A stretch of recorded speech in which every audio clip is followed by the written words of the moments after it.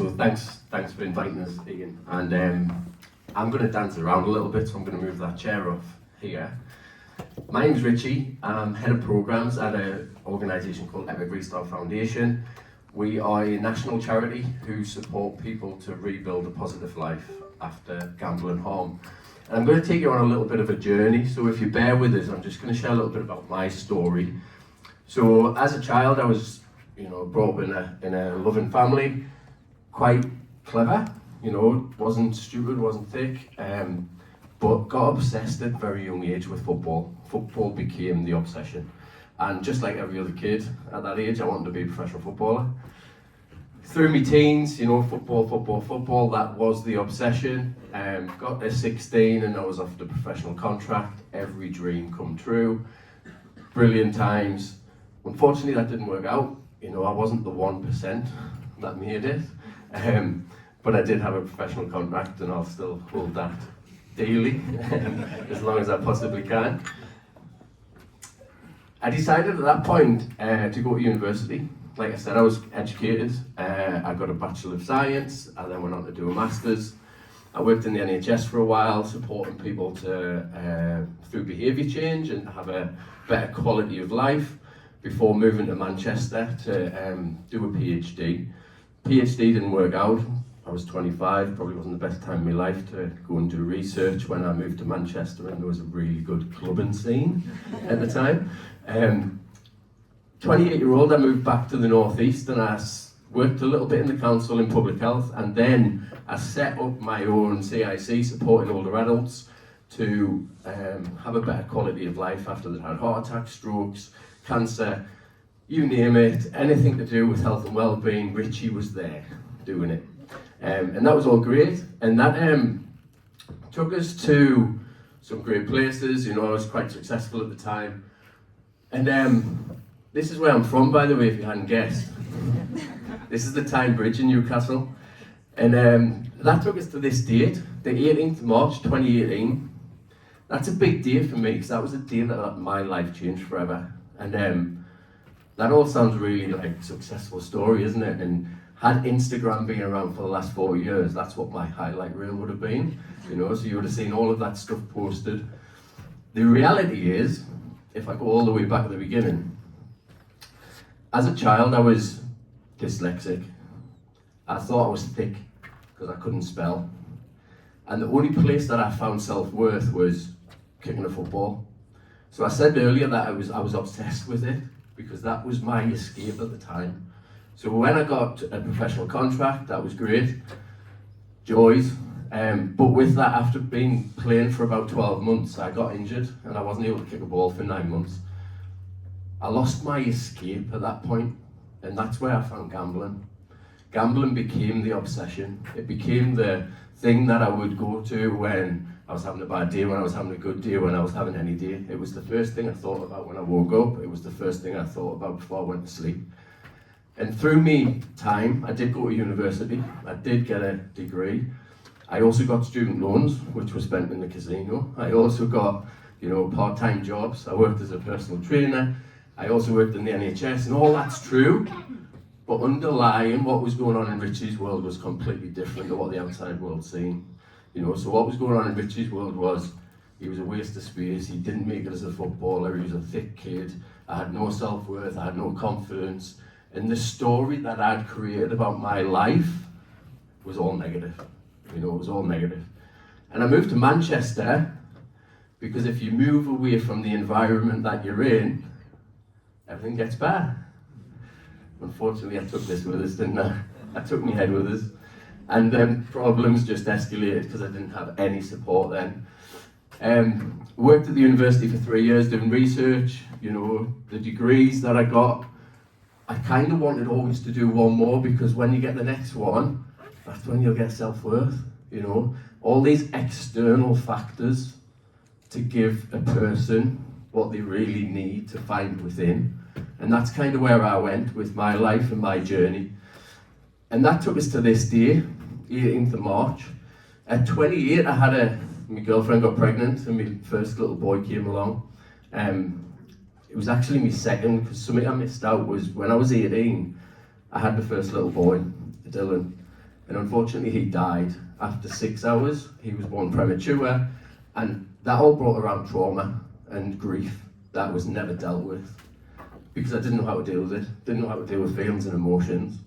So at 28, when my girlfriend got pregnant and Theo came along, bearing in mind I had no self-worth, no confidence, shot to pieces, how on earth was I going to be a dad?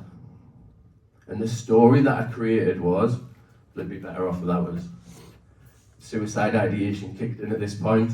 The gambling was horrendous, and at this point, it probably wasn't serving me like I needed it to, and my life started spiraling down the drugs and alcohol route as well.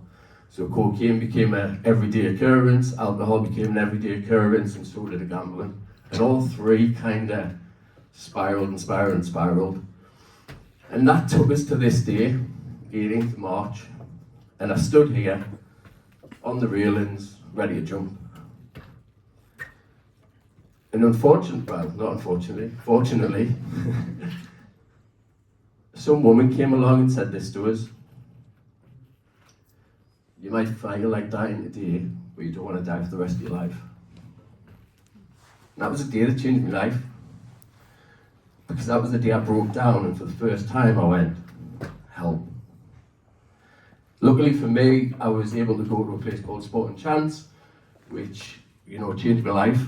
And the story I'd given myself my whole life to that point was that I wasn't enough. But from this point on, I tried to change that story. I tried to challenge that narrative, and went on a journey of recovery. For the first 3 years of my recovery, I focused on me, on becoming a better version of Richie, on becoming a better dad, on becoming a better citizen and adding value to society. I went back to uni because I still struggled with my self-worth a little bit, and I thought another degree might be the thing that gets us it. And I'd done a counselling degree, and that eventually brought us to Epic Restart Foundation, where I work now. So Epic Restart Foundation is a recovery organisation. So we are a lived experience recovery organisation who support people at different stages of their recovery journey. And recovery for me starts as soon as somebody goes help. Whether that's, whenever. Just if somebody's asking for help, then for me that's the start. It might not be when they get it, but it's when they're willing. And through the journey of Epic Restart Foundation, we started 4 years ago, and we had a very off-the-shelf offer, which was come to a lovely event in the Lake District, have a bit of mentoring, we'll teach you how to write CVs and do a bit of mindfulness, and then we'll take you to another event and send you on your way, and you'll be fine. What we quickly found out was that one size doesn't fit all, and we changed the model very quickly. And recovery coaching became the modality that we used. So recovery coaching for me is about meeting individuals wherever they're at and helping them take their next step.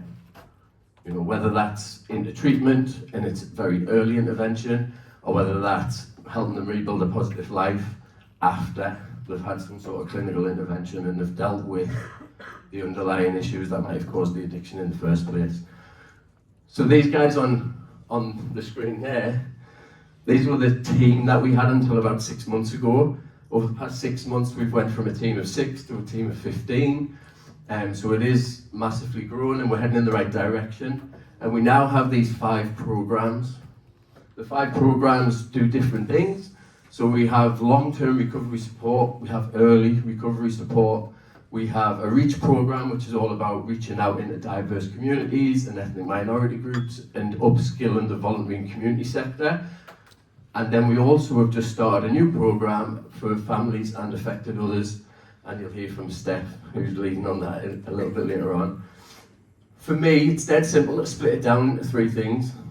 The first thing we try and do is raise awareness. I think a few people at Dave spoke about stigma. We can't break stigma if nobody's talking about it, and that's ultimately what we have to start doing. So Gamblers Anonymous was a big part of my journey, but the anonymous bit kills it, doesn't it? Because if you're not talking about it, then how do you actually help other people, and how do you support people, and how do you normalise the conversation? Early support for me, when somebody does share, or people are trying to build awareness, like Carl said earlier, people will reach out and ask for help.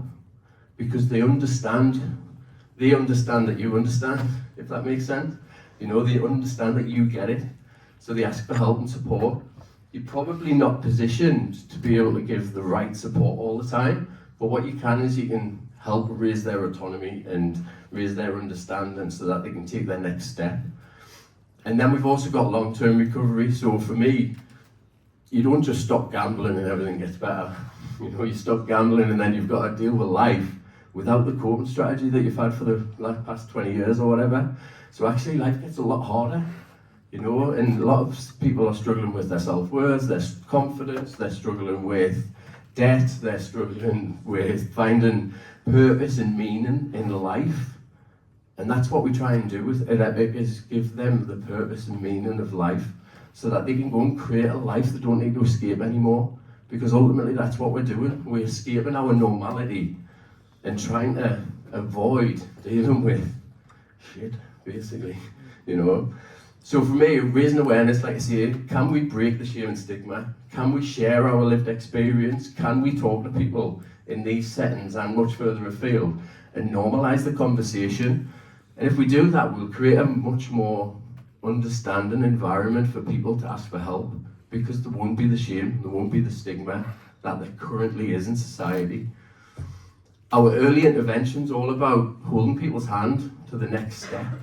So whether that be, you know, community intervention, whether that be residential support, whether that be treatment services, what we're trying to do is give them information and knowledge so they can choose what their recovery looks like. And autonomy for me is the thing that will help most people. If you're telling everybody what they have to do, it's already resistant, you know, because you've got to try and give people their way. And I'm a firm believer in multiple pathways to recovery.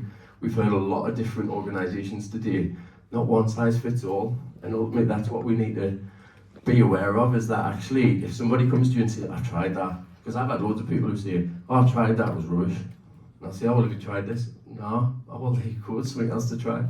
And if you're aware and have an understanding that there's so many different services out there, you can help so many more people.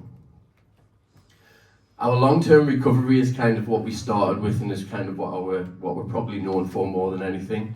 And we now have an online community app. So the app gives people access to, you know, weekly calls, weekly sessions. We have guest speakers. We have lived experience talks. We have expert facilitators come in and talk about tools that they can add to their toolkit, and they can then go on and build their own toolkit. Because again, that's what it's about. What do you need? Not what do I need, what does the next person need? What do you need, and what are you going to put in your toolbox? That helps build resilience, that helps build coping strategies, and ultimately it gives us a community of people who are all on a similar journey. You know, we all have heard that, I thought I was the only one. We've got over 1,000 people in our community online now. That shows that they're not the only one. You know, and this is quite a new thing, and it's developing, and we're always looking for new speakers, hard. And yeah, we've got a podcast on there. So on there we've got 30 episodes of our podcast. We've got 30 different talks. There's 6 different sessions a week, group coaching sessions a week. And it's really there to help people in their journey to find their own way. And then we also have recovery coaching. Recovery coaching, like I said before, is about using lived experience to build that rapport and connection with people so that they can take the next step. And like I said, it's about meeting them where they're at. So we offer support for up to 4 months in like a kind of block, basically because it takes a bit of time for behaviour change. And that's what this is about. It's about trying to change people's behaviours, trying to change people's beliefs. And like I had to do, changing the story that they're telling themselves, because that's what it comes down to. How do you help somebody else change the story so that they can go on and have a better life? And it's about goal setting. You know, I think we all talk about not wanting to gamble anymore, but if we're still talking about not wanting to gamble and we're still thinking about gambling, you know, why don't we start thinking about what we want to do in life? Where do we want to go? Who do we want to be? And if we start doing that type of, you know, intervention with people, we take them away from the shit that they've been through and towards the life that they want. And that's what it's about. At Epic Restart Foundation is about creating lives that, like I said earlier, you don't need to escape. And then our newest program is the Friends and Family, because we've heard how important that is, and it's really, really important. So we are excited that this is just about a launch nationally. And in this program, there's an opportunity for people to get one-to-one coaching or group sessions, and hopefully we'll have some in-person events as the year goes on as well. So if anybody, is either in active addiction and needs help or support, or is an affected other and wants to come and be part of this, then obviously reach out to myself at lunch, after I've eaten, obviously, but at any time. And I think it's important that you can see some of the feedback that we do have. And on the screen there's 3 different quotes. My life completely changed after starting at Restart Foundation. I found my confidence again. I found my dignity and realised my past actions do not define my future. And I think that just sums it up. You can read the others yourself, because Drew's giving us happy looks and I'll probably use me 15 minutes. But I just want to leave you with this. It's never too late. It's never too late to restart and build an epic life. And I'll be happy to take any questions.